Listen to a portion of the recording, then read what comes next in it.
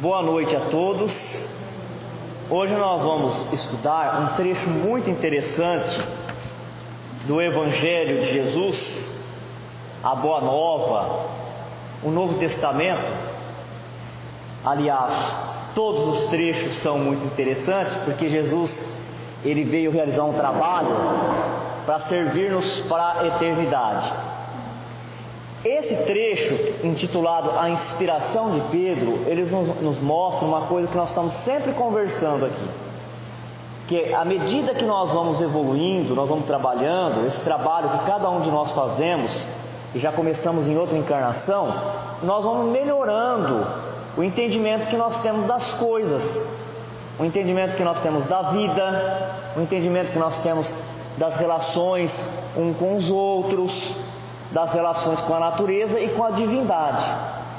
E aquele espírito que mais consegue desenvolver essa habilidade, ele consegue o melhor desempenho no trabalho que ele está realizando, seja no sentido de não desgastar energia em vão, seja no sentido de não criar agitações desnecessárias, porque alimenta a fé, fortalece o seu raciocínio, sabe que tem um comando superior, e se as coisas não aconteceu daquele jeito que nós queríamos para agora, mas daqui a pouco trabalhando e sendo apoiado pela espiritualidade maior, nós vamos conseguir desempenhar. Nada é definitivo aqui na Terra, ou seja, no campo de compreender as leis de Deus, saber como elas funcionam, se apropriar delas para planejar a sua vida. Quem planeja a sua vida de acordo com as leis de Deus será sempre bem sucedido. Vamos pensar aqui na parte física. Hoje na parte física nós temos um monte de instrumento que permite a previsão do tempo. Se vai chover, se não vai chover, se vai fazer sol, se vai fazer estiagem. Um agricultor que esteja antenado com as informações que vêm pelo satélite, vem pela internet, ele planeja melhor o seu trabalho, e a chance dele ser bem sucedido aumenta na medida que ele vai tendo mais instruções, mais informações. Mas também não adianta ter instruções e informações se eu não sei utilizar, ou se eu não quero utilizá-la.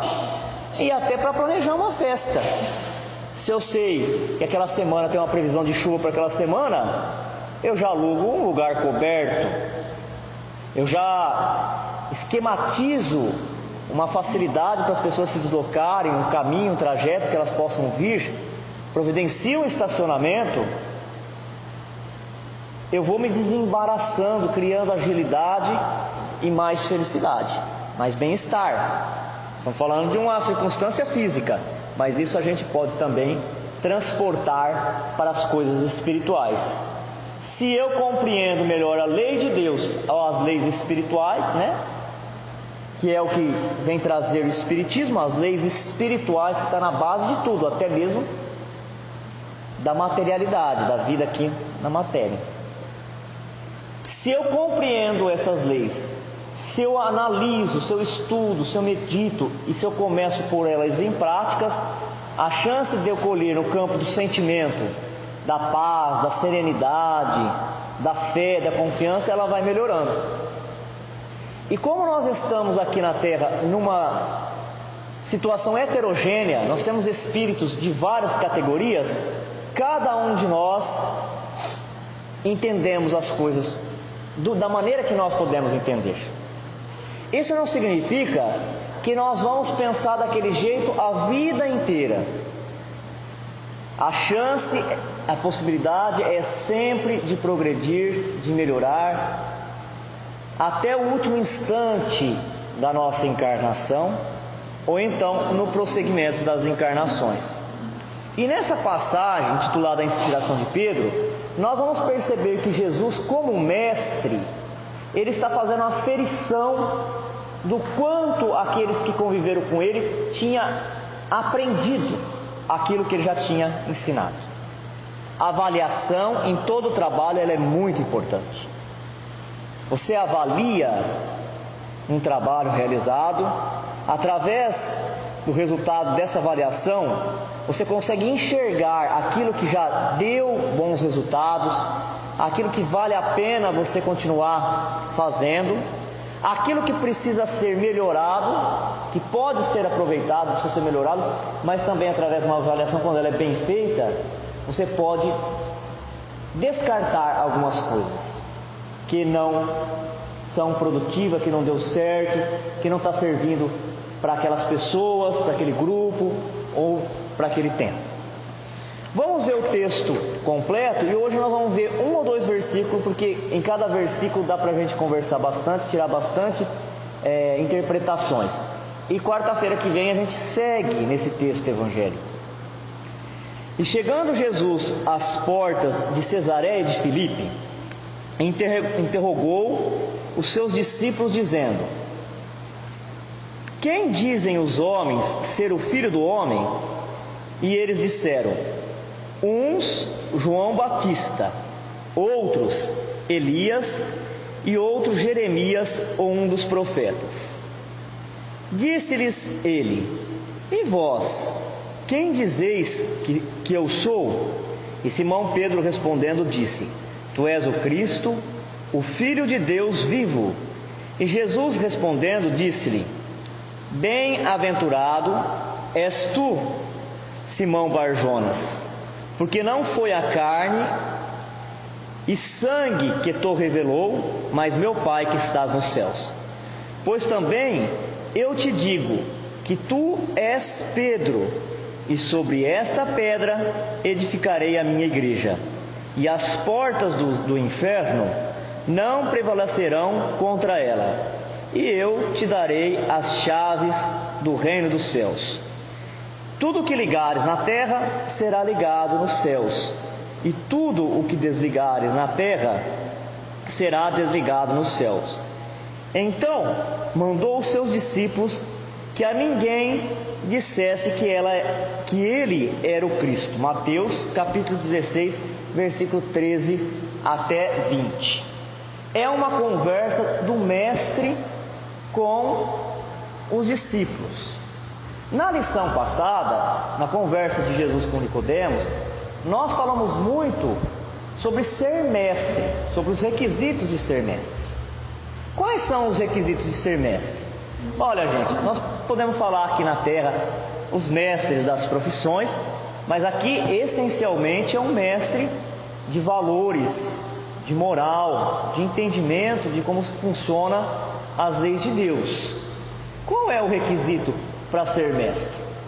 Eu posso querer ser mestre só porque eu quero ser mestre, porque eu acho bonito, porque eu acho importante. Quem é mestre de verdade? Quando a gente fala do Evangelho de Jesus, às vezes as pessoas têm um pouquinho de dificuldade. Não deveríamos ter, porque o Evangelho de Jesus é Jesus falando para todos, né? Falta de hábito, de estudo, de análise. Mas vamos lá. Nos livros de André Luiz, que ficou mais veiculado entre nós espírita, em algumas situações ele falou como é que o mundo espiritual escolhe os seus representantes, os seus líderes. Quem já viu, todo mundo já viu isso, às vezes não lembra. Quem lembra de alguma passagem? Lá dos livros de André Luiz, quando ele fala na coleção Vivendo no Mundo Espiritual, como que é a escolha das lideranças, de quem vai liderar os agrupamentos. Porque nós somos seres essencialmente sociais. A alma humana, o espírito, ele não foi criado por Deus para viver sozinho. Isso é uma coisa muito evidente. Nós temos necessidade de vivermos em grupos. Nós vivemos em famílias espirituais. Nós nos alimentamos um dos outros. Nós produzimos pensamento, palavra, ações que o outro vê, reproduz, copia, repete na sua vida. Nós copiamos do outro. Nas trocas entre um grupo e outro, desde a época da caverna, nós estamos fazendo essas trocas, e o que o grupo tinha aprendido no contato com a natureza, com o manuseio, com as coisas, passava para o outro grupo quando eles se encontravam e trocavam, assim que foram evoluindo mais rápido, e assim continua sendo em termos espirituais. As almas que aprendem mais, que melhora, sobe um pouquinho, vai para as camadas superiores, mas continuam mandando pensamentos, informações, inspirando os médiuns aqui, ou de vez em quando reencarnam-se para que a gente possa copiar o seu modelo, senão não avança, senão fica estagnado. E no mundo espiritual não é diferente, nós vamos nos juntar por afinidade, mas um ou alguns têm que ser os que vão liderar, os que são mais preparados espiritualmente. No mundo espiritual não tem escolha. Vamos aqui, vamos juntar e nós vamos escolher. Quanto mais para baixo da terra, mais para baixo, que mais perto de nós, é por imposição. As camadas mais baixas, as camadas mais inferiores, é por imposição. Quem é mais truculento, quem é mais violento, quem tem uma mente mais dominante, ela envolve o agrupamento e passa a ser líder.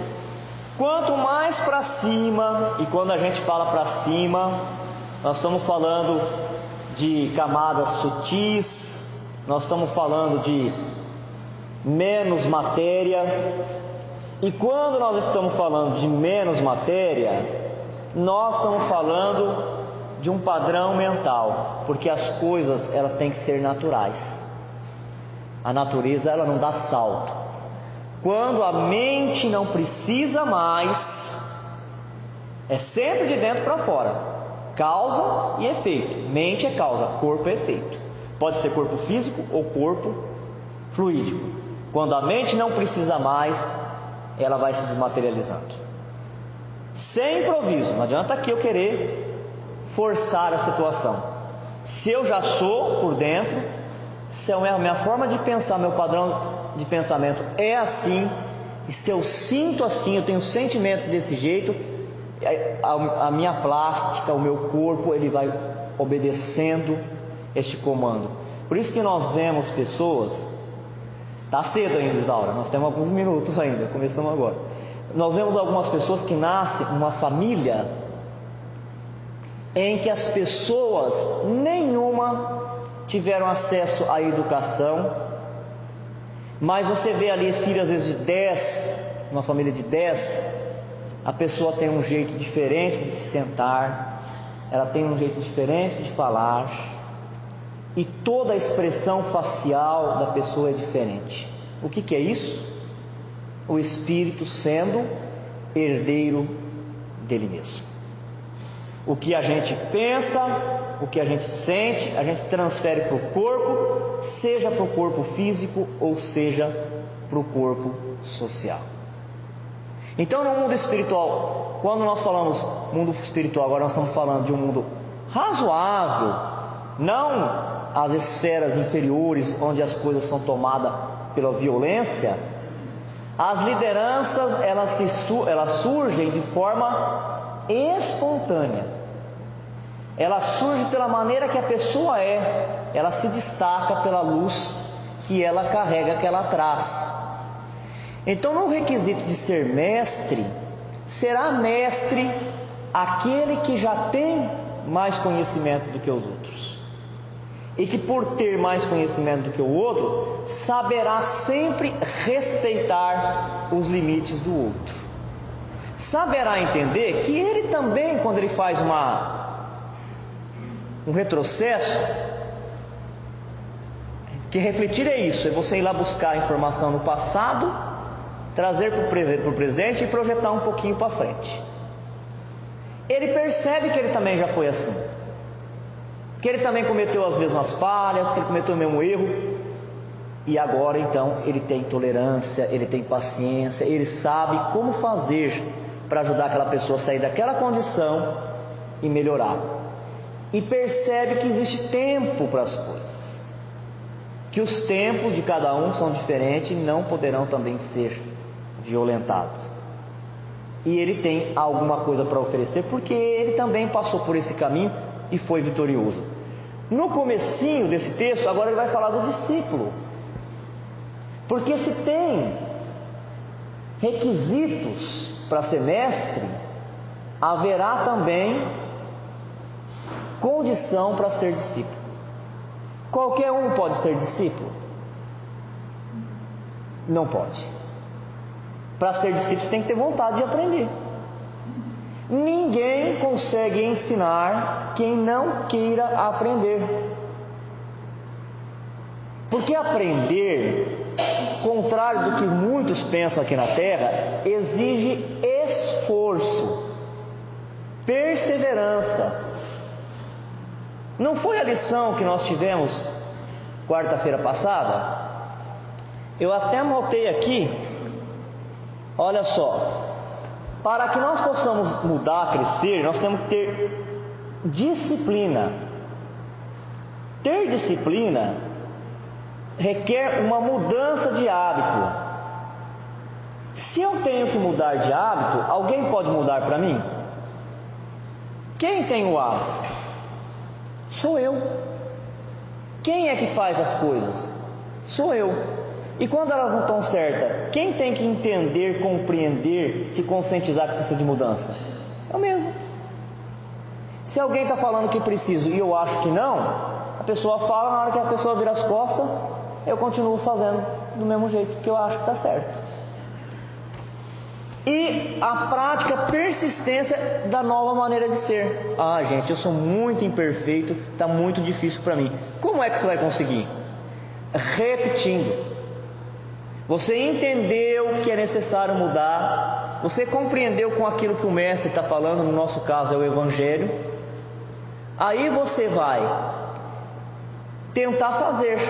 Da primeira vez você não vai conseguir, da segunda vez provavelmente que não, mas você vai persistir. Tem uma hora que ela vai fazer parte da sua personalidade, é uma conquista sua.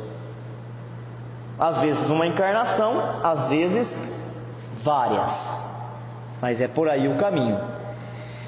Então aqui nós percebemos que Jesus não perde a circunstância para ensinar. Ele está sempre disposto a aproveitar tudo para trazer um ensinamento para nossas almas.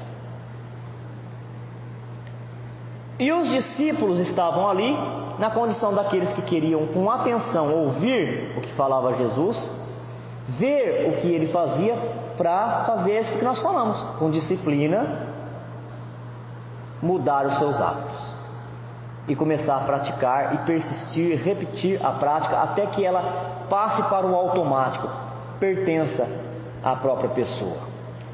Qual era o lugar que eles estavam aqui? Porque o evangelista, que no caso o Mateus, ele fez questão de falar que eles estavam em Cesareia de Filipe. Cesareia de Filipe era uma cidade pacata, uma cidade tranquila, dá até vontade de ir lá. Estava colocado na cabeceira do Rio Jordão. Cesareia de Filipe, ou de Felipe, porque existiam outras Cesareias. Para distinguir daquelas Cesareias que estão próximo do mar e dizer que eles estavam na cabeceira do Rio Jordão, Cesareia de Filipe. Era uma cidade que ela estava longe das intrigas, daquela movimentação do comércio, da política, dos centros religiosos, onde se deslocava muita gente, existia aquela efervescência, aquela agitação. Às vezes, para a gente saber tirar porque está falando aqui de aferir, né? Lembra que nós começamos a falar de avaliar como está sendo feito o trabalho, para ver se a gente pode prosseguir daquele jeito ou se temos que mudar, temos que melhorar.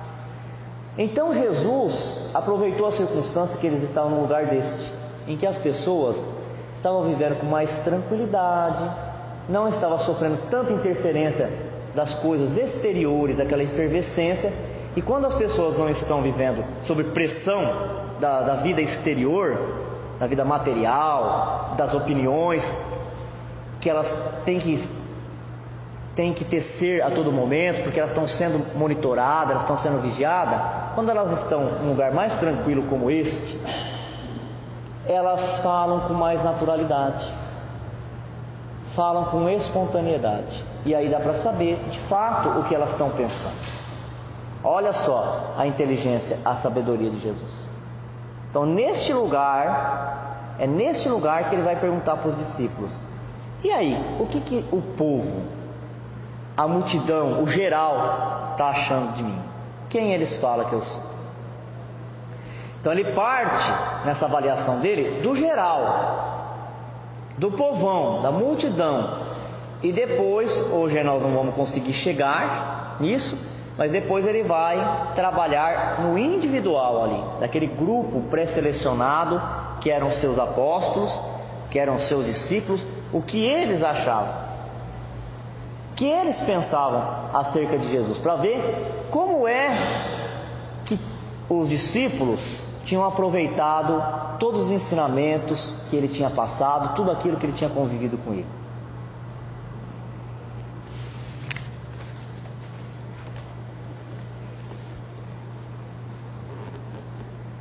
E assim nós devemos fazer também no nosso trabalho, fazer esta avaliação.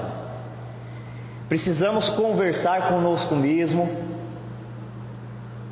e buscar nesse lugar tranquilo, ver qual que é a nossa opinião sobre as coisas, o que nós estamos sentindo, e isso nós só podemos fazer através da meditação, através da análise, da reflexão. Mas como que deverá ser para nós cristãos essa meditação? A oração. Quando o Espiritismo nos ensina uma oração espontânea, uma oração do coração, do nosso sentimento, sem ela ter uma forma, sem ser mecânica, ela está nos ensinando conjuntamente a meditar. Não existe uma técnica exótica, uma técnica que necessita de rituais, de lugares especiais para fazer. Numa oração. E lógico que para a gente não dispersar a atenção, tem que ser num lugar de silêncio. É o que nós estamos fazendo agora aqui. Porque o texto que eu estou lendo para todo mundo o mesmo texto. Mas cada pensamento, cada mente aí, seja dos desencarnados que estão aqui conosco, ou dos encarnados, está fazendo associações diferentes. Está ligando isso com algumas coisas que está vivendo, que já viveu, alguma coisa que já falou, ou que alguém falou, e isso é a meditação. Quando você aproveita aquele texto, quando você aproveita aquela ideia, aquela linha de pensamento, para relacionar com a sua vida e saber se você está indo para o caminho certo ou não, qual é o caminho que você deve seguir. Com isso, então, Jesus estava aferindo o grau de compreensão dos discípulos, vendo se eles estavam aprendendo aquilo que ele estava ensinando, o quanto que eles estavam aprendendo, ou se eles não estavam aprendendo nada. Porque é sempre assim, né? A gente vai assistir um filme, tem gente que chora no filme, tem gente que se emociona, outros, às vezes não é tão sensível, não se emociona, mas fica, admirado com a trama, com o enredo, com a maneira que foi organizada a cena, tudo, e outros saem de lá balançando a cabeça e falam: o que é isso? E assim também a palestra, às vezes o palestrante vem e algumas pessoas falam: nossa, foi maravilhoso essa palestra, como foi útil, e tem outras pessoas que falam: não entendi nada. Cada um de nós temos um grau de evolução. O Espírito, ele sopra para onde ele quer. Ninguém sabe de onde ele veio e ninguém sabe para onde ele vai. Quer dizer, ninguém de nós sabemos aqui qual foi as encarnações do outro, as experiências que cada um viveu. É por isso que às vezes nós não aproveitamos as pessoas que estão ao nosso lado, depois desencarna, vai para o mundo espiritual, fica sabendo que ela foi uma figura importante, aí quer se aproximar. Quer dizer, de novo, quer reproduzir no mundo espiritual as convenções, as tradições que está fazendo a humanidade se perder aqui na Terra. É preciso enxergar além das aparências e valorizar aquilo que tem valor sempre. Jesus, então, com este diálogo espontâneo, essa conversa entre amigos, ele estava avaliando qual era o grau de compreensão de cada um, e nós colocamos para fora, através da palavra, aquilo que nós temos dentro de nós. É por isso que Jesus já havia ensinado: o que compromete o espírito não é aquilo que entra pela sua boca, mas aquilo que sai da sua boca. Porque aquilo que sai da sua boca traz elementos, traz informações, traz a fotografia do coração. Quer dizer, mostra qual é a posição, qual é a etapa evolutiva em que a criatura ela estagia. Por exemplo, tem muita gente que fala que gosta das coisas certas, gosta das coisas sérias, mas na hora que fala sem responsabilidade. Usa vocabulário chulo, fala sem se preocupar em ofender as pessoas, não presta atenção se os jovens vão usar aquilo para o bem ou para o mal. Então, às vezes, o que é declarado não coincide com aquilo que é real. Nós temos sempre dois discursos. Um discurso que é aquilo que a gente fala que quer, e o outro escondido é aquilo que nós realmente queremos. E Jesus, como era mestre, onde que ele vai aproveitar para ver isso? Num lugar tranquilo, numa conversa informal entre amigos, ninguém estava armado psicologicamente e ia falar aquilo que realmente estava pensando. Não pode beber, né? Tem gente que usa outra técnica, né? Dá bastante vinho para as pessoas, na hora que elas estão embriagadas, aí elas falam aquilo que está dentro delas. Não, Jesus usou outra técnica. A técnica do amor.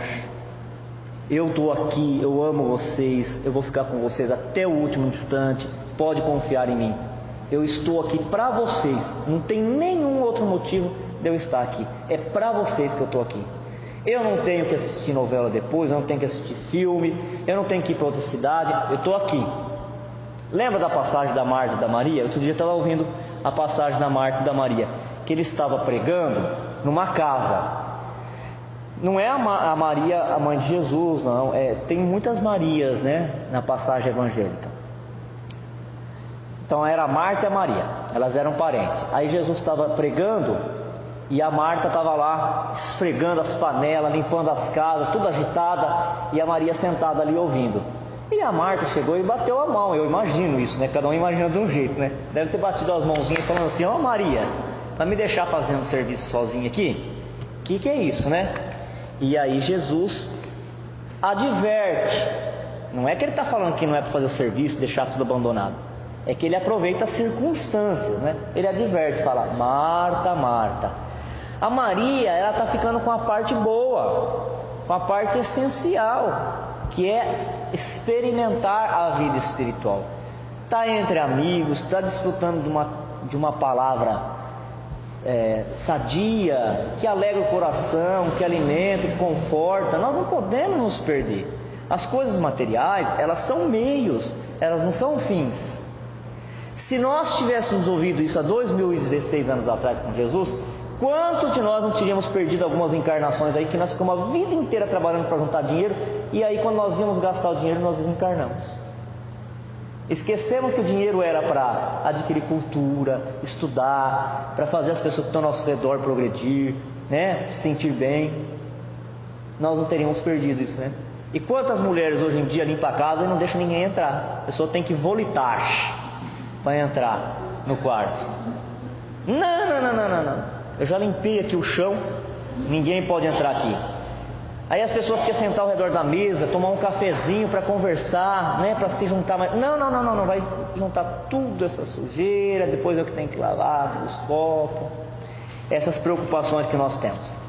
A doutrina espírita, através da fé raciocinada que ela traz, ela nos permite melhoria espiritual. Uma notícia ruim para quem não entendeu isso ainda: quem se junta, se liga, busca na doutrina espírita, nas casas espíritas, os milagres para a sua vida, está buscando de novo errado. Porque a doutrina espírita, como o Evangelho de Jesus, e como Jesus, o próprio Jesus, ele vem para ficar, para ajudar, para caminhar junto, mas ele não vai fazer para você. Ele não vai fazer, é você que vai fazer. Se na tua encarnação veio um compromisso difícil, uma provação difícil, Ele vai te ensinar você a ter elementos para ter paciência, enfrentar aquilo com doçura, com afabilidade, continuar sendo feliz, não perder a alegria de viver e entender que aquele tempo é de Deus e as pessoas que estão ao redor elas também estão num processo de crescimento. Porque senão Deus teria nos criado pronto já, todos perfeitos. E não é assim que acontece. Ele nos criou simples e ignorante, e cada um vem acumulando, desenvolvendo, igual uma semente que vai desenvolvendo, vai germinando, vai crescendo, vai ganhando galho, vai dando a sua flor, vai dando seu fruto, depois esse fruto vai amadurecer. É desse jeito. A doutrina espírita, ela nos dá conhecimento. Se a pessoa não quiser desenvolver esse conhecimento, eu não quero vir no grupo de estudo. Tá bom, não quer vir no grupo de estudo. Você pode também aprender doutrina espírita igual com Jesus, numa conversa, né? Desde que você esteja disposto, né? Você não precisa se matricular igual na escola. Eu sou aluno, estou matriculado, você é o professor. Quando fala aqui de ser discípulo, está falando de estar permeável, de estar alerta, atento. O discípulo aqui nesse caso, ele estava com o seu senso de percepção, a sua atenção ligada para aprender. Ao contrário disso, o que seria, gente? A pessoa que fala, eu não preciso aprender mais nada, eu já sei tudo, tudo é repetição, eu já sei tudo, já. Se ela tem essa postura perante a vida, eu já sei no que vai dar essa conversa, a conversa começou, já sei no que ela vai dar, aí vai se fechando. Como é que vai ser a encarnação dessa pessoa? Uma repetição da outra encarnação. Ela não tem proveito. Então, o discípulo terá que estar sempre disposto a aprender com a vida, com todas as situações que está rodeando ele. E a doutrina espírita, ela oferece o conhecimento. Então, se a gente pudesse falar qual é o principal compromisso da doutrina espírita, qual é a principal tarefa dela, é oferecer conhecimento. Porque o trabalho é do discípulo. É ele que vai ter que se apropriar desse conhecimento e usar, e treinar. Com esse conhecimento que a doutrina espírita nos oferece, essa fé raciocinada, como que é bom, né? A gente não se cansa em falar isso. Embora a responsabilidade para nós, ela vai ser maior. Porque para quem muito foi dado, a muito será pedido. Mas como que a doutrina espírita veste em nossos olhos uma outra lente? Você está próximo dos irmãos, dos companheiros que não têm o entendimento espírita. Não precisa ser espírita, ele não tem o entendimento espiritual, vamos dizer assim. Ele não tem o entendimento espiritual. Como que ele sofre? Qualquer coisa que acontece, que está fora da rotina, fora do dia a dia, né? Daquilo que é comum acontecer no dia a dia, já se desespera, já se abala. Só essa semana mesmo, quantas vezes que eu já ouvi que o mundo ia acabar? Basta o resultado de alguma coisa e qualquer coisa ser diferente do que a pessoa quer, o mundo está acabando. Para a pessoa acabou todo dia o mundo, ela está desesperada porque o mundo vai acabar. O mundo vai acabar por causa do furacão, o mundo vai acabar por causa da tempestade, o mundo vai acabar por causa da situação financeira. E nós, espíritas, temos que nos encher do entusiasmo, da alegria, porque o que está sendo anunciado para nós é uma coisa completamente diferente, né? É um mundo novo. Você já pensou a Terra a começar a fazer aquilo que Deus espera dela? Que maravilha que vai ser isso aqui. Então, o conhecimento da doutrina espírita é isso, gente. É ajudar a humanidade a fazer essa passagem do mundo que já está terminando para um mundo que está nascendo. Então, com conhecimento, com a fé raciocinada, o espírita ele vai evoluindo a sua espiritualidade, vai avançando, ele vai analisando o seu grau de evolução, né? Como é que vamos dar um exemplo prático de como evolui o grau de evolução. Existe um monte de categoria de espírito, é uma escadinha. Mas vamos pegar as 3 categorias que foi condensada, agrupada. Existe espírito imperfeito, bom e perfeito. O espírito imperfeito é aquele que tem a predominância das coisas materiais. O orgulho e o egoísmo reinam. O espírito bom é aquele que não tem mais a influência das coisas materiais. Não tem mais a predominância do mal, a predominância é do bem sobre ele. E o espírito perfeito é aquele que não tem nenhuma ligação mais com a matéria. Se ele se ligar com a matéria, vai ser para ajudar os outros a evoluir. É uma missão. Então, a partir daí, cada um de nós conseguimos avaliar que categoria que nós estamos. Se nós somos imperfeitos, se nós somos bons ou se nós somos puros. Está vendo? Ninguém precisa falar para o outro: você é imperfeito. Classificar. Você é bom, você é puro. A pessoa, ela assimila, ela olha para dentro de si e fala: então eu já sei o que eu tenho que fazer, né? Eu tenho que subir essa escada, né? Eu tenho que melhorar. E avaliar também os outros que estão ao redor. Para ficar criticando? Não. Para falar: gente, como é que eu vou ficar com atrito de opinião com um irmão que está nessa etapa de evolução?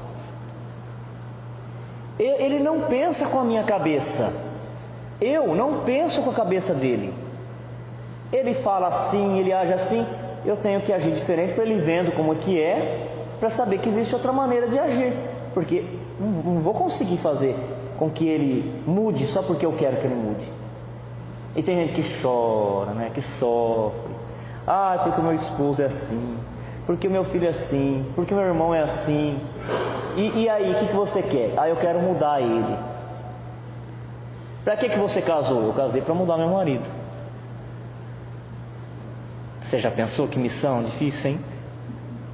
É uma tarefa que a pessoa está atribuindo. Deus não está esperando disso dela.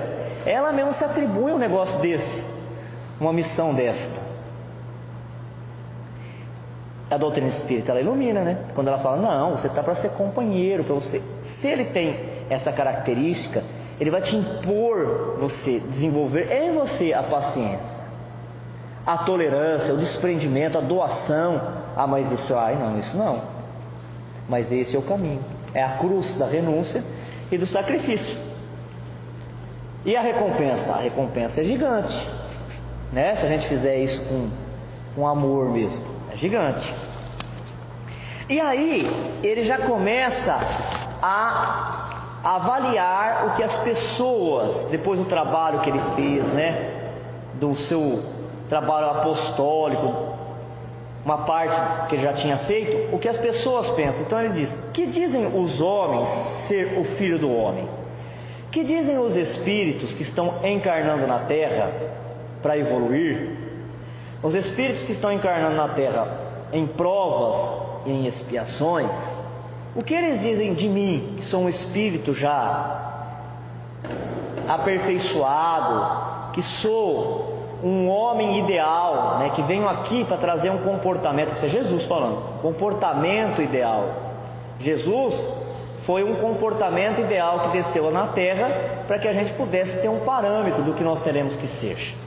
Então, o que diz os homens, os que estão encarnando e desencarnando na terra, nesse educandário para se aperfeiçoar, daquele que já se aperfeiçoou? Quando ele olha para mim, ele deveria ver aquilo que ele vai ser lá no futuro. E o que eles estão conseguindo enxergar? Vamos ver como é que está a espiritualidade desse povo. O que eles dizem que eu sou? Quem eles dizem que eu sou? Perante o trabalho de Jesus, ou perante um trabalho de um espírito nobre, ou perante alguém que está trabalhando, você vai ver que tem pessoas que são indiferentes, tanto faz. Quer dizer, está tão distante, está tão adormecido, a consciência não está desperta ainda, está vivendo adormecido, mergulhou na encarnação e dormiu junto com o corpo, está morto para as coisas espirituais, indiferente. Tem aqueles que já enxergam segundo a sua opinião, segundo aquilo que ele consegue enxergar, e poucos conseguem enxergar os valores, a grandeza. Foi o que aconteceu com Jesus, mas teve quem conseguiu. Aqui na terra já estava desperto e enxergou. Bom, quarta-feira passada nós falamos de Nicodemos, do fariseu. Ele não enxergou? Ele enxergou. Porque se ele foi procurar Jesus, mesmo que tenha sido à noite, ele já sabia que Jesus tinha um conhecimento acima da média, de que pelo que ele fazia e como ele fazia, ele não era um homem daquele tempo. Ele era um homem que estava à frente do seu tempo.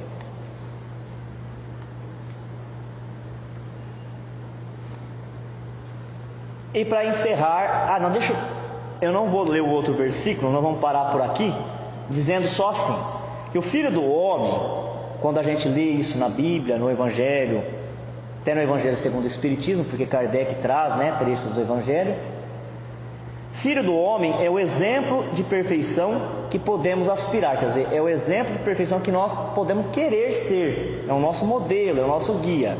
Já o homem, quando ele fala aqui, que dizem os homens, somos nós, é aquele que nasce, aquele que cresce e aquele que se evidencia pela capacidade de transformação de si mesmo, sob a tutela amorável de Deus. Todos nós estamos sob a tutela amorável de Deus, estamos sendo acompanhados por Deus e estamos sempre melhorando.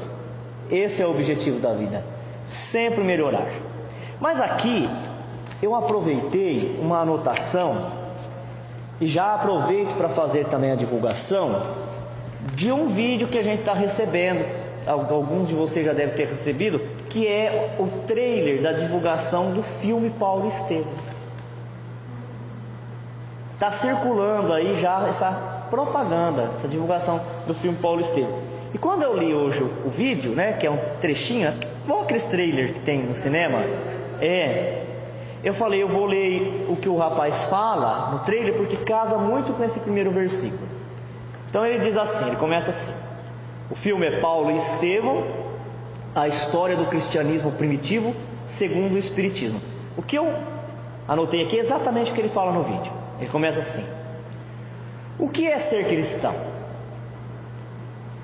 É ir à missa aos domingos? É rezar o Pai Nosso? É receber a terapêutica do passe magnético? Ou quem sabe, contribuir com o dízimo e através do intercâmbio financeiro com Deus, esperar que Ele faça uma obra em nossas vidas? O filme Paulo Estevam é a obra, o livro, Paulo Estevam, tem entre os seus objetivos ensinar o valor de ser cristão. Ser cristão, como Paulo de Tarso, que perseguiu a caridade e travou com ela o bom combate. Ser cristão é ir à frente de Jesus e, estando à sua frente, não barganhar, como fez Paulo dizendo, e sim fazer, quando estiver à frente de Jesus, como Paulo fez, dizendo: Senhor, o que queres que eu faça? Então ele está propondo essa reflexão. Se hoje nós tivermos a oportunidade de estar na frente de Jesus, o que nós faríamos? Quantos de nós, encontrando Jesus, teriam uma postura como Paulo, dizendo: Senhor, o que esperas que eu faça? No trabalho que tem para a terra, nesse projeto de elevar a terra, de melhorar a terra, qual é a minha parte? O que eu já tenho condições de fazer? Eu quero ser voluntário nesse trabalho. Muitos, provavelmente, pediríamos algum favor, alguma grana em banco, um novo emprego, um novo amor, a cura para uma enfermidade. Mas Paulo não fez isso. Ele se ofertou, olha que palavra bonita, se ofertou, se ofereceu, se entregou ao trabalho. Ser cristão é fazer como Estevão, que exemplificou o perdão, e dizer suas últimas palavras depois de ter sido brutalmente assassinado pela lapidação. Imagine, gente, alguém fala uma coisinha para nós, a gente fica machucado para mais de décadas. E o Estevão, ele foi lapidado e disse assim, quando ainda ele tinha força, antes dele expirar, antes dele morrer: Senhor, não vos impute esta pena. Estevão era um espírito altamente evoluído, ele sabia que quem com ferro fere, com ferro será ferido. Ele estava olhando para aquelas pessoas, não preocupado que ele estava deixando o corpo físico, mas preocupado com as pessoas que sabia, gente, quantas encarnações que esse pessoal vai ter que passar só para corrigir isso que ele está fazendo comigo, para depois dar continuidade à evolução dele. Então ele já está pedindo: Senhor, não vos impute essa pena. Dá um jeito de amenizar, de aliviar a lei de causa e efeito para eles. Então eu achei muito interessante, quer dizer, já vale a pena a gente estar atento para ver quando começa esse filme no cinema, mas já no